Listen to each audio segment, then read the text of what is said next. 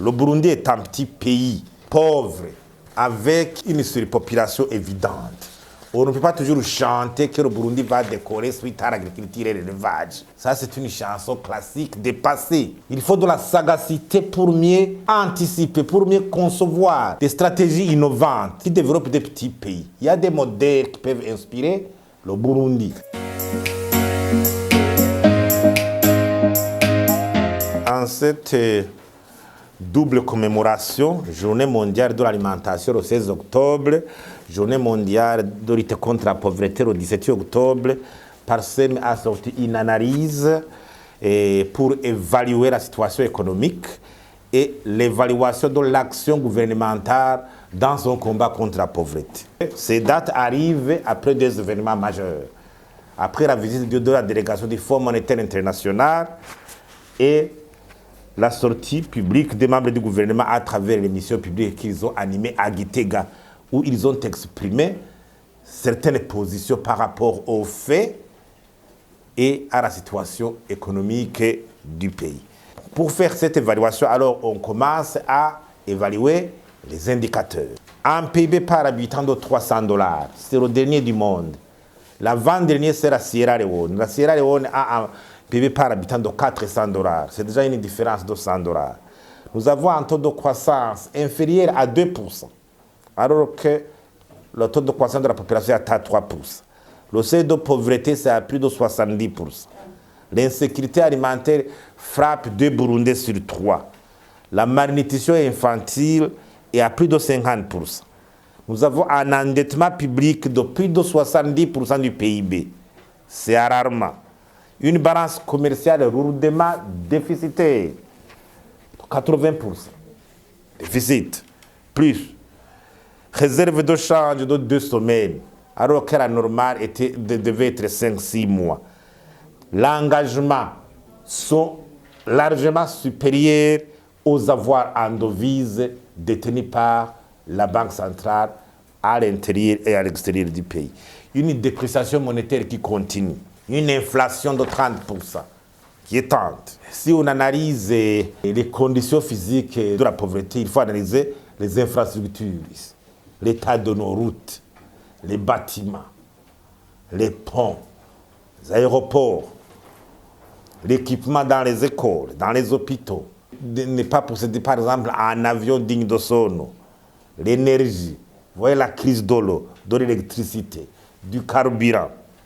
Au niveau de la communication et la situation de notre débit en Internet liée à la couverture de la fibre optique. Mais malheureusement, le Burundi dispose d'un potentiel agricole, minier, touristique, avec sa production de plaques tournantes dans la sous-région qui devrait lui permettre de décoller économiquement. Alors, comment évaluer l'action gouvernementale dans la lutte contre la pauvreté? 10 indicateurs nous permettent d'évaluer l'état de l'action gouvernementale dans le combat contre la pauvreté. D'abord, on ne peut pas parler de lutte contre la pauvreté sans qu'il y ait un service de planification gouvernementale digne de son nom. La planification a complètement disparu. Au sein du ministère des Finances, elle n'est pas perceptible. Au sein du ministère de l'Intérieur, elle n'est pas perceptible. Comment développer un pays comme le Burundi sans un ministère, sans un service respectable de la planification stratégique et opérationnelle? Maintenant, on dit la régie des eaux, la planification n'a pas anticipé au niveau de la croissance démographique à mairie de Bujumbura par rapport aux besoins en consommation en eau et électricité. Ça, c'est inimaginable. Alors qu'on a élaboré des CCRP dans le passé, ça, c'est inimaginable. Deuxièmement, l'état de la gouvernance budgétaire. Comment le budget est élaboré? Manque de transparence, manque de contrôle, manque de participation du public. Cela ouvre le lit à toute mauvaise gestion des finances publiques, l'indiscipline dans la gestion des finances publiques, la priorisation inopportune et inadéquate, la corruption qui n'est pas combattue avec des mécanismes standards et cohérents, le manque de stratégie de mobilisation des ressources en devises. Comment est-ce qu'on peut développer un pays sans stratégie de mobilisation des ressources en devises? Avec 2 semaines de réserve de change. si on analyse l'environnement macroéconomique, très récemment, par exemple, le ministre des Infrastructures, quand il dit qu'on va construire, est-ce qu'on peut avoir un programme aussi ambitieux avec des sommets de réserve de change? Non, il faut inverser la tendance. Il faut la stratégie. Comment promouvoir les exportations? Quelle est la politique actuelle du gouvernement de promouvoir les exportations, de soutenir les exportations? Comment évaluer le résultat de ce soutien? Comment est-ce que le gouvernement du Burundi mobilise l'aide publique au développement? Dans le budget, on a parlé de 929 milliards d'aides, mais on est à une crise en devise. Comment est-ce que le gouvernement est en train de concevoir la stratégie pour mobiliser ses finances? L'emprunt, les investissements directs étrangers, il n'y a pas de stratégie visible. L'environnement des affaires, dans le cadre de doing business, c'est arrêté. En manque de choix de modèle de croissance économique, le Burundi est un petit pays pauvre, avec une surpopulation évidente. On ne peut pas toujours chanter que le Burundi va décoller suite à l'agriculture et l'élevage. Ça, c'est une chanson classique dépassée. Il faut de la sagacité pour mieux anticiper, pour mieux concevoir des stratégies innovantes qui développent des petits pays. Il y a des modèles qui peuvent inspirer le Burundi. Donc, partir de cette potentialité pour concevoir un modèle rationnel, innovant, et non pas toujours laisser dans les chantiers battus, dans les réflexions classiques, l'agriculture et l'élevage. Un secteur privé qui a fait place au capitalisme de copinage et collision.